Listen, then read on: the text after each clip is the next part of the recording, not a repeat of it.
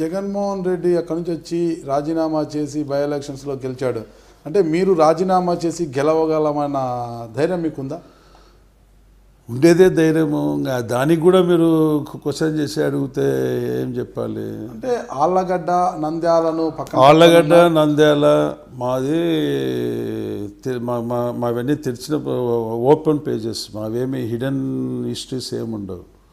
ఏ page తెరిచినా ఏ page తిప్పినా ప్రజలకు కానీ కార్యకర్తలకు కానీ మా ఆలోచన విధానాలు ఏంటి ఏం కథ. అందుకే ఇన్ని సంవత్సరాలు ఏ పార్టీలోకి వెళ్ళినా మాకు మనుగడ అనేది ఉంది. అంటే అది పార్టీ గొప్పతనం అని అనుకుంటే నేనేం చెప్పలేను. అంటే ఇక్కడ అంటే ఏదేమైనా ఆళ్ళగడ్డ నంద్యాల పక్కన ఉన్న ఆళ్ళగడ్డలో మీకున్నంత ప్రాధాన్యత, మీకున్నంత బలము, అంగార్థ బలం ఏది కూడా నంద్యాల అంతగా లేదు. నంద్యాల ఎక్కువ వైసీపీ సానుభూతి పరులు ఎక్కువ ఉన్నారు ఇక్కడ. ఈ నేపథ్యంలో ఉప ఎన్నికలకు పోతే భూమా నాగిరెడ్డి గారు గెలవలేరు, రాజీనామా చేసి పోటీకి రమ్మండి అంటే పదే జగన్మోహన్ రెడ్డి అయితేనేమి వైసీపీ నాయకులు అయితేనేమి సవాలు కూడా విసురుతున్నారు. మీరు దాని గురించి ఎలా స్పందిస్తారు? చూడండి, ఇది పార్టీ నిర్ణయాలు. ఇప్పుడు సవాలు వదిలితే నేను చెప్పాను, రాజీనామా చేస్తాను, కంటెస్ట్ చేస్తాను, నువ్వు పార్టీ మూసుకుంటావా అని అడిగిన. గెలిస్తే నువ్వు పార్టీలు మూయాలి. ఆ ఛాలెంజ్కి నువ్వు పొంగులేటి శ్రీనివాసరెడ్డి గురించి ఆడ ఏమీ మాట్లాడావు, ఈడికొచ్చి భూమానాయుడు గురించి మాట్లాడతావా? ఆడ ఒక నీతి, ఈడొక నీతే. ఆడ రాజీనామా ఇప్పించమను, ఎలక్షన్లకు పొమ్మను, ఈడికి రా మొగసిరిగా అడుగు నన్ను. మా పొంగులేటి శ్రీనివాసరెడ్డిని మేము రాజీనామా ఇప్పించినాము, ఎలక్షన్లకు పోతున్నాను, నువ్వు కూడా ఎలక్షన్లకు పో అని చెప్పి అప్పుడు వచ్చి నన్ను అడుగు. ఆ సవాళ్ళు నేను రిసీవ్ చేసుకుంటా. నువ్వు ఆడ నీ అభ్యర్థికి ఏమో కేసీఆర్కు దారాదత్తం చేసేసి పార్టీని అంతా విలీనం చేసేసి ఈడికొచ్చి నువ్వు శ్రీరంగ నీతులు మాట్లాడితే ఎట్లా? నీకు ఒక న్యాయం, నాకు ఒక న్యాయమా? నువ్వు ఆ సవాల్ ఇచ్చేసరికి నువ్వు పొంగులేటి శ్రీనివాసరెడ్డిని రాజీనామా చేయించాలి కదా. ఒక ఎంపీ కదా ఉండేది. అంటే ఇక్కడ ఎంపీ అనే కాదండి, పద్ధతులు నేను చెప్తున్నది. ఎంపీ ముఖ్యం కాదు. ఆడ నువ్వు మాట్లాడే సిస్టమ్ గురించి మాట్లాడితే పద్ధతులు, నువ్వు ఏ పద్ధతితో నన్ను రాజీనామా చేసి మాట్లాడుతున్నావో అదే పద్ధతి నీకు ఆడ వర్తిస్తుంది. పొంగులేటి శ్రీనివాసరెడ్డికి నీ అభ్యర్థిని నీ పార్టీ నుంచి ఇదే చేసిన అతను విలీనం అయ్యాడు కదా కేసీఆర్ పార్టీలో. పార్టీనే మూసేసుకున్నావు కదా నువ్వు మళ్ళీ పార్టీ తెరువు, ఆయనకే టికెట్ ఇచ్చి మళ్ళీ గెలిపించుకొని నువ్వు రా నన్ను అడుగు. తెలంగాణలో టీఆర్ఎస్తో వైసీపీ విలీనం అయిపోయిందంటారా? ఇంకా ఉన్న అధ్యక్షుడే పార్టీలోకి పోయినాడు అంటే ఇంకా విలీనం కాదు అని మీరు అడిగే క్వశ్చన్కి సమాధానం నేనేంటే చెప్పాలి? అధ్యక్షుడు లేకపోతే మరో అధ్యక్షుడు రావచ్చు, పెట్టలేదు కదా.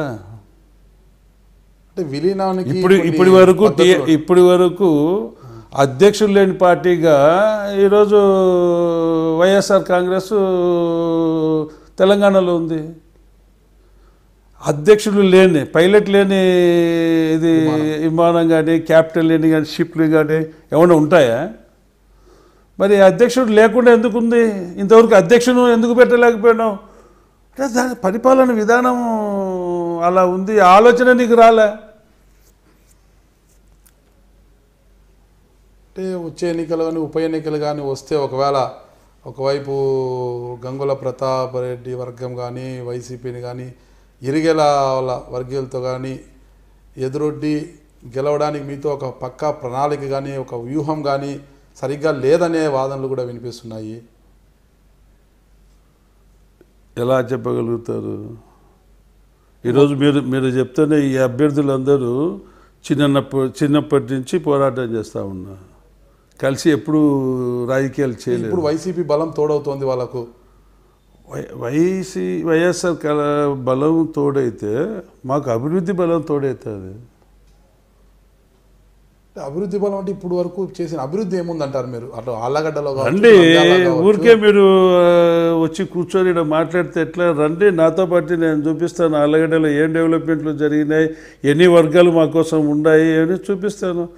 అందరూ ఏకమైనా కానీ కూడా we stand by our standard. That is only ఏమైనా గొప్ప అంటారు కానీ దట్ ఈస్ భూమా అనేది మా వర్షన్. ప్రస్తుతం తీసుకుంటే రాజధానితో పాటు రాజధాని అక్కడే, మొత్తం పరిశ్రమలు అక్కడే, మొత్తం అన్నిటికీ మౌలిక సౌకర్యాలు అన్నిటికీ పోతాయి. ఒక ప్రధానమంత్రి అంటే పివి నరసింహారావు గెలిచిన ఈ నియోజకవర్గం అంటే ఈ నంద్యాలకు ఏమీ రాలంటే ఈ ప్రాంతానికి ఏమీ రాలేదు అంటే నికర జలాలు వరద జలాలు వినియోగ విషయంలో కూడా మన రాయలసీమకు అన్యాయం జరుగుతోంది, మొత్తం కూడా రాజధానికే వెళ్ళిపోతున్నాయని. అంటే మీరు ఏదైతే అభివృద్ధి కోసం ఆలోచించే మీరు ఈ విషయం పట్ల ఎలా చూస్తారు? ఇప్పుడు ఒకటండి,